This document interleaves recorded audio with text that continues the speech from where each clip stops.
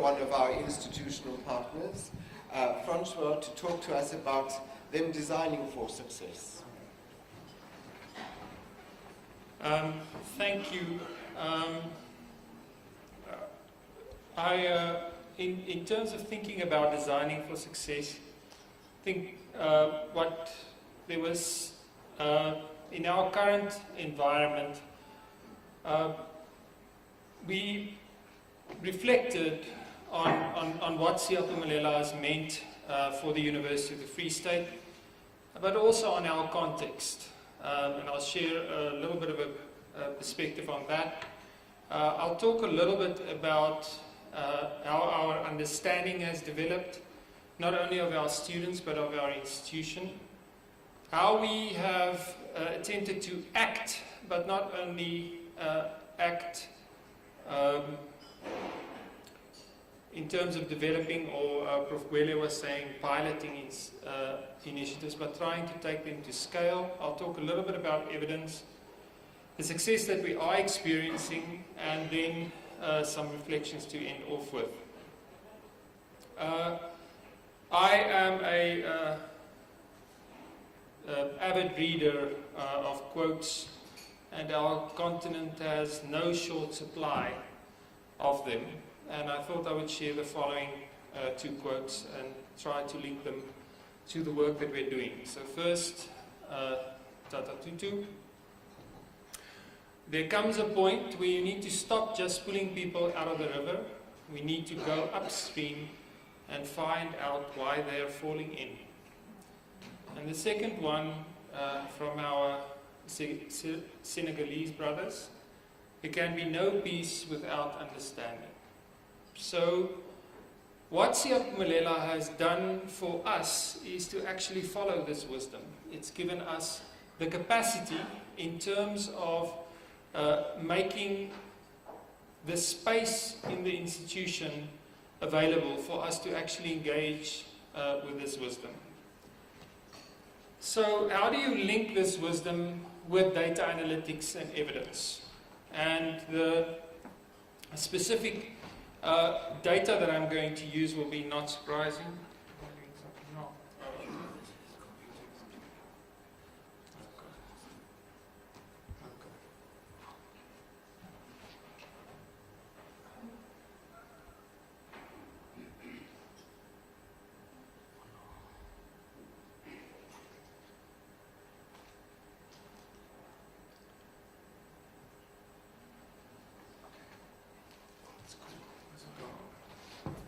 So there's two quotes that were very important for you to see, and I'll come back to those. Right, so the student engagement data, there is a lot that has been said, and we are extremely happy to see our colleagues are starting to critique and look critically at this data in the context of other data we have from the very inception of the project. So this data only becomes optimally useful if you compare it to other data in your institution. But just 4 things we learned about our students that I want to highlight. In the 10 years we've been doing the work, there's been much more than these 4 things. But the absolute critical importance of academic challenge at many, many levels, but with appropriate support. And why do I highlight this point? Firstly, if we do not challenge our students and they do not feel challenged, they might rightly ask the question, how is this changing my future trajectory? If our academics are not engaged in challenging our students, how are they engaged in quality higher education? A surprising finding which we found in this work, and this is now a multi-year trend, is that there is very little difference between the challenge that our first years and our senior students experience. So if undergraduate study is basically the same level of challenge, why would I be excited about the learning opportunity if I don't see it challenging me and taking my own thinking to a different level? First year students, we know now, and we've done a lot of work in this system around that our first years require transition support. But what's come out of this data is that our senior students require transition support between different years. Because in some courses there is a significant challenge level difference between first and second and third. And those challenges aren't articulated and supported. Our students have told us, and we've heard from many presentations in work streams, but also in the conference, we collaborate to learn. Pretoria this morning talked about creating spaces that facilitate that learning. That has a big implication for how we do physical planning. And the protests made us at a political level very aware of the need to understand financial stress, and in the report that we've circulated via Siyapumelela and our partner institutions in SASSI throughout the system, we came to a much deeper understanding of exactly what that stress means for our students. This is a further analysis where we started looking at the intersection between race. In this case, we're just looking at black and white.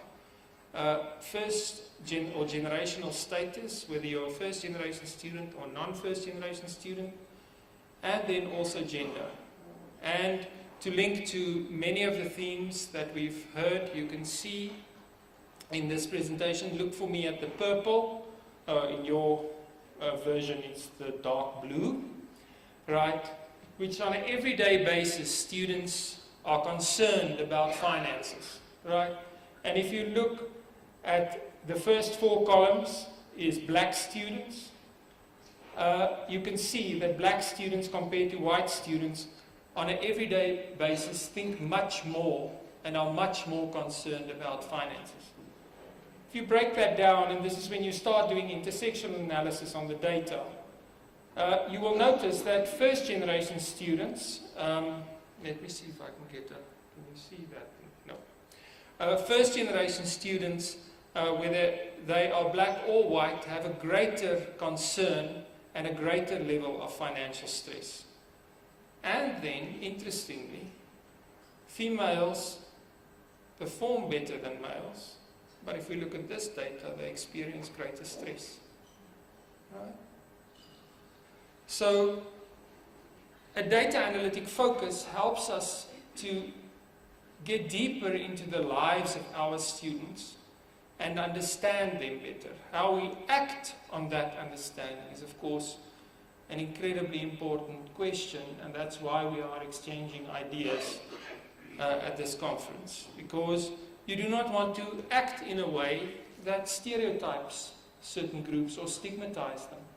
We need to be incredibly creative about how we develop interventions that help our students. For ourselves, we became, and this is the word, we are not intentional enough and have not been, we've become better at Free State University, about expanding transition support for our first year students, creating communities where seniors can just talk to each other about the challenges they experience, right?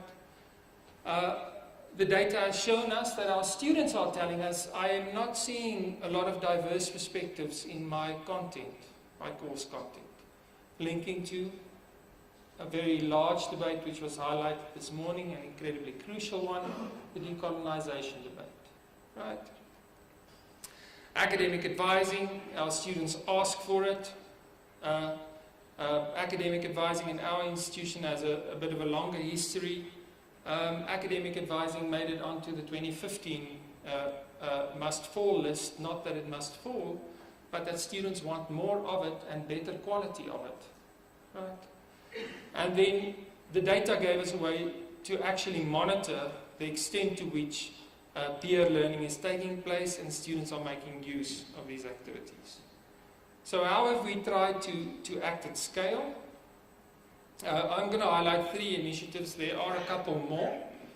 I'm going to highlight, because it links to the peer learning data point, the tutorial initiative. And since we've had Siyapumelela, you can see in the top left-hand corner, we now have about 60% of our undergraduate population engaging in tutorials. Our tracking has advanced significantly. We started the work pre-Siapumulela with Liesel from NNMU. We've got a hybrid model where SI is integrated into our tutorial system. You can see this is aggregated performance. In specific modules, the gradient of that line is much higher. But you can see here evidence that was said in other presentations as well, that tutorials do make a difference. And taking that to scale involves developing dashboards. Why do we develop dashboards? Because if we monitor it, as Charles mentioned, there are efficiency gains to be had. We've got a 20% increase in the number of students that at an undergraduate level that are getting tutorials, but we've been able to drive the cost of that system down. Because we monitor it, we know exactly at what point tutorials do make a difference. If you do 1 or 2, you should not bother because the impact is minimal. If you do less than 5, you're not getting the full benefit. And the inflection point for our institution is you have to do 5 and more, right? In terms of academic advising, we have a vision of trying to create an atmosphere where we get greater alignment between the goals, the educational goals that our students set and the aspirations that they have for their careers. I want you to focus on the bold numbers. At registration, all first-year students, that's about roughly across the institution about let's say 6,500 students, all of them receive that. Those are 900 or 1,000 students are students that come for ask additional questions around advising. You can see we track how many sessions our students, how many times they come. Individual sessions is throughout the year. We've got 3 advisors that talk to that many students. At group advising, using our first year seminar to create an environment where you take away the stigma that only certain groups of students need to know what a successful student does. And that's in a way we've tried to create an intervention that makes these conversations something that all of us do. We had a presentation earlier about do some of these interventions become stigmatized, and we have to find solutions for that. The WINGS data are on your right-hand side, the bottom 2 areas. We've got sort of academic advising events at specific times in the year. And I wanted to highlight the 2 bottom bars to show how registration advising is absolutely not enough for our students. You can see there career-related issues and curriculum advice is a continuous issue for our students as they progress throughout the system. Our first year seminar, 101, is a blend of the typical first year seminar model, but also a common intellectual experience. That's a combination of 2 constructs in engagement literature. Common intellectual experiences are all over the world, not just in America. London School of Economics has it, the University of Hong Kong has it. So we've tried to combine and create a South African specific approach. The growth in 2011, there was a pilot of 200 students. 2016, 6,400 students across our campuses was part of UFS 101. The first semester, Get Success at UFS, is about success skills. And the second semester is the common intellectual experience. So the data here, for those of you at the back, this might be small. I'll just highlight a couple of points. This is the most evaluated module or course at the University of the Free State. It's never the same in any given year because it's data driven. So at the top you have technology at university, will I get a job after graduating, which is the advising module, and then critical thinking, which is teaching students about their own learning and how to approach their learning in a a self-critical way. What's interesting here is if you look at the data, more than 1,000 students did not know Word or PowerPoint, and they learned that for the first time. More than 2,000 students did not know what a successful student does, or how to set goals, or analyze their priorities. More than 3,000 students did not know how to read an academic text, how to memorize, and how to solve problems using creative thinking. We asked students, to what extent do you use or have you used the things you've learned in 101 in other courses? And you can see, in terms of transferability, students indicating to us that searching academic resources, using technology is something they use in all their courses. Knowing how to set goals, and for first years you would expect that memorization skills would be something that would be foremost in their minds. About whether that should be foremost in their minds throughout the undergraduate experience is a different conversation. And we also asked these students, to what extent has 101 helped you with some of the pressures that you face? The red bar graph at the bottom is the Bloemfontein students, and the blue is Farquhar students. You can see getting these skills helps students with time management, transition from school to university, dealing with academic pressure, and dealing with social pressure. Right. So how have these are at scale, or a movement towards scaled interventions. How have we tried to further a culture of evidence? I mentioned that this morning a little bit. We've created various dashboards. Our system is built in HIDA. This is just a snapshot of how we track success rates on the different campuses. We've got a Siyapumelela specific dashboard that unpacks based on the goals we've set for ourselves in the project, tracks those projects. But of course, Siyapumelela created the space where we said, well, we're doing this here, how can we do that for faculties? And our Directorate for Institutional Research and Academic Planning started having very different conversations with deans in their interactions with them. Right.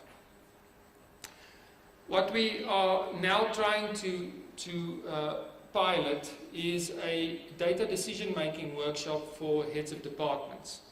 Where we're using a typical data analytic framework, where we're trying to get our academic department heads to engage critically with the systems that are available. The ideal would be to have one interface. For us, at the moment, we have still different views that people need to navigate. But of course, if you don't ask the right questions, the data can say almost anything, right? So what we're trying to do here is looking at data architecture, what tools can I use for data analysis, what kind of interventions does CTL provide or any other support service at the university, and how do I make effective decisions. We have experienced some success. If you look at the top line, that is white students, this is 2012 to 2015 success rate data.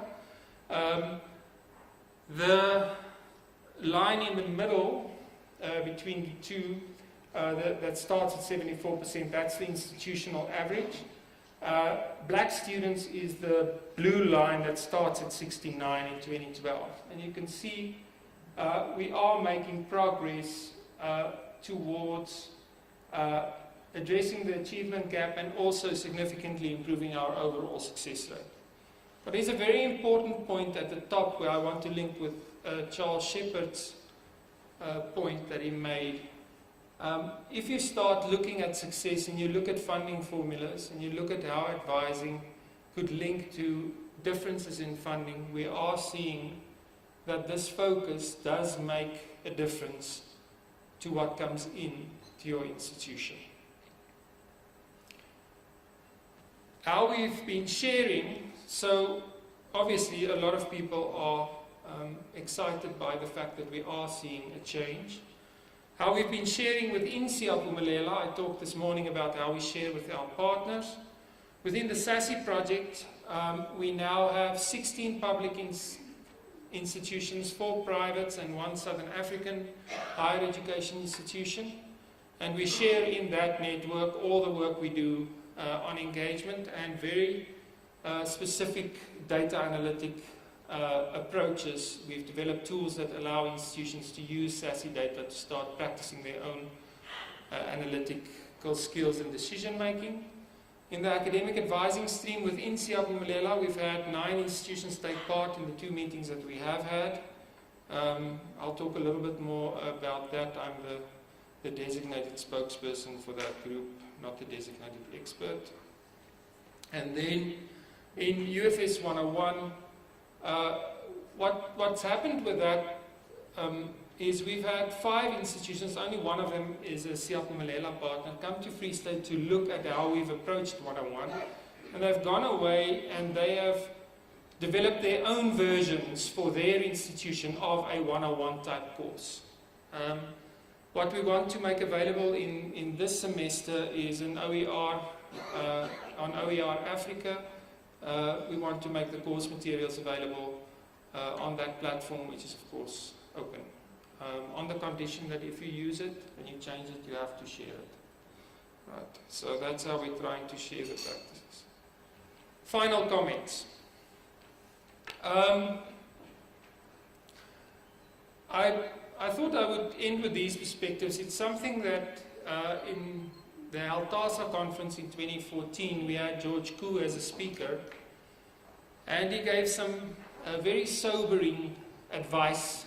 Somebody that has a long history of working in evidence. The kinds of publications in this field have moved towards evidence and improvement science in higher education more broadly, but I thought I would share them because I find them powerful every time I look at them. Evidence is best used to inform decisions, contrasted, and must be contrasted with driving decisions. Data is never taking the people in this room away. Thanks, Jan. It was not a plant. Right. Rational actors will be disappointed. I do think in our own contexts, and certainly as we talk to colleagues, whether it's in SASSI or Siyaphumelela, people and our colleagues sometimes are disappointed because people don't make the rational choice, right? And this is part of the work. It's not something which one must become disheartened about. Politics, which South Africa knows nothing about, politics and resources, or lack thereof, can compromise and militate against very convincing evidence, right? And that's something we need to talk about. We discuss it at tea time, or maybe it's just the University of the Free State where this is an issue. Evidence does not point to contextually appropriate action. Only clear thinking and well-informed people can do that. The data can help us understand each other better, but how we act, we need to talk to each other about. This is incredibly difficult work. Data gets, and Paul will be talking next, data gets very complex and very dangerous very quickly if you do not help each other to reflect critically. The last 2 points. Persuading others requires collaboration, trust. I should have put in effort, I thought about it a couple of times, and time. In Siyaphumelela, in our own institution, I mentioned that this morning, but also in the network, you have to give each other time to get to understand each other so that you can share None of us walk into a room and say, okay, so here's all my bad points, and here's where we're failing, and this is what we're ashamed of. We need to create a space where we can have these conversations in a frank way, but in a supportive way. And then finally, persist and persevere. That's it.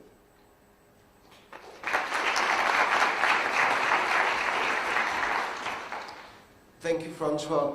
Are there any questions from the floor?